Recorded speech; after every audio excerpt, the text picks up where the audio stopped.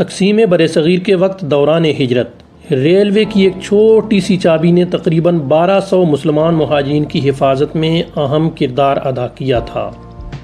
یہ چابی اس وقت کہاں ہے، آپ کو نہ صرف بتائیں گے بلکہ دکھائیں گے بھی، اور آج اس تاریخی ماسٹر کی سچی کہانی بھی سنائیں گے۔ 1947 میں تقسیم ہند کے وقت لاکھوں مسلمان اپنے آزاد وطن پاکستان کی طرف ہجرت کر رہے تھے۔ مہاجرین کی ٹرینیں ہر اسٹیشن پر بلوائیوں کے حملوں کا نشانہ بنتی تھیں۔ دوران ہجرت ہر سفر زندگی اور موت کا سوال بن چکا تھا۔ انہی حالات میں پاکستان آرمی کے نوجوان آفیسر کیپٹن سید محمد رفیع، جو بعد میں میجر ایس ایم رفیع کے نام سے جانے گئے، ان کو مسلمان مہاجرین کی ایک خصوصی ٹرین کو بحفاظت پاکستان پہنچانے کی ذمہ داری سونپی گئی۔ دہلی سے چلنے والی ٹرین میں تقریباً 1200 مہاجرین سوار تھے۔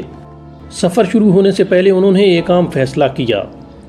ریلوے کی ماسٹر کی سے ٹرین کے تمام ڈبوں کے دروازے اندر سے محفوظ طریقے سے بند کروا دیے اور مسافروں سے کہا کہ تلاوت قرآن اور دعائیں کرتے رہیں، باقی اللہ خیر کرے گا۔ جبکہ کیپٹن سید محمد رفیع خود پورے سفر کے دوران انجن میں موجود رہ کر ٹرین کی مسلسل نگرانی کرتے رہے۔